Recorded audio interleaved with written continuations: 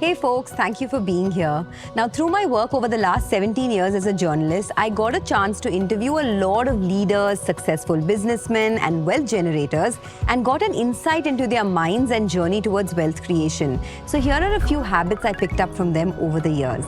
For those of you who are new here, I'm Sonia Shenoy. I've been a television business journalist for the last 16 years, and last year I moved to independent journalism after achieving financial freedom. I've covered every big and small corporate story in the last 17 years, interviewed hundreds of corporate and stock market legends, and here are a few of my learnings on how to manage and grow your money. Habit number 1, automation. Automating your investing is one of the key steps to be financially free. In investing and building wealth, consistency is key, and automation ensures that you stay on track even when life gets busy. I plan and automate everything, and I learned this from some of the wealthiest investors I know. Every single month, money goes from my earnings directly to my investments, and only after that my expenses get covered. There's no room for decision making and delaying of my investments. When you have to manually move money every month, you might at times lack the willpower to be consistent in your investment journey, and I try to leave no room for inconsistency when it comes to investing. Habit number 2. It's not about how much you earn, it's about how much you save. This is such an important hack to achieve escape velocity when it comes to wealth creation. Now, all of us always obsess about how much money we earn, but the important part is how much do you end up saving?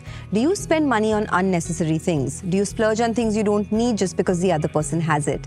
People who create real wealth for themselves focus on their internal growth through reading, learning, upskilling, networking, building assets, creating side hustles, and do not really care about external appearances or looking rich. This brings me to habit number 3, spending less than you earn.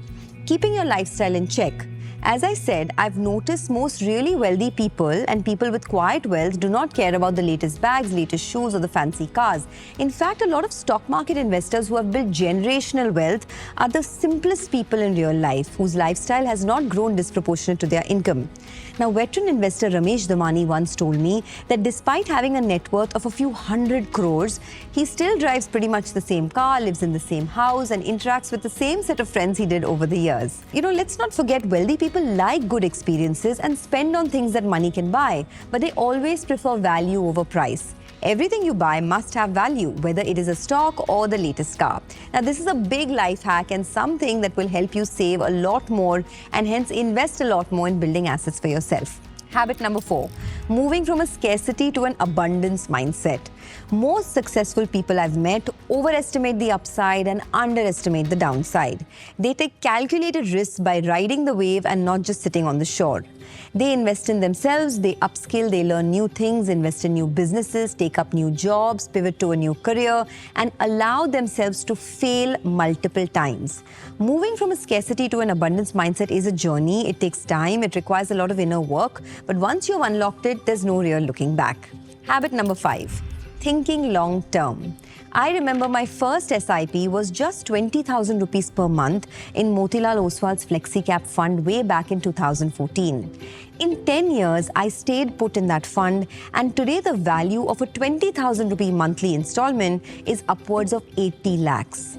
In the first few years of your investing journey, you are only buying into the volatility. The real power of compounding kicks in after 5 years. But most people I know cannot think long term, and they lose faith after the first few years when they either see no returns or see losses in their portfolio. I have interviewed legendary market investors who have held stocks even after they have fallen 40% from the top and halved in their portfolio, while most people sold. So thinking long term is a great habit to inculcate. A lot of wealthy people plan everything with a 5, 10, and 20-year time frame. Compound interest is magical, but only if you give it time. Habit number 6, most wealthy people start early. Remember, if you want your 40s to be smooth, 25 to 35 are your golden years of investing. These are years when you can be aggressive, you have fewer responsibilities, healthier parents, no children, potential to stack up on skills. So you must double down on your investing journey in this phase. These 10 years focus on building assets, reducing expenses, building businesses, and making your money work hard for you. It is a tough ask, I understand, because of how much cost of living has gone up and how much inflation is eating into our wallets. But you miss this window and your 40s and 50s ends up becoming a a real catch-up phase where the bills are mounting but the money is not growing proportionate to your lifestyle. Habit number 7. System 2 thinking. Now, this is a very common habit of wealthy people. It was even covered in the book Thinking Fast and Slow, if you remember.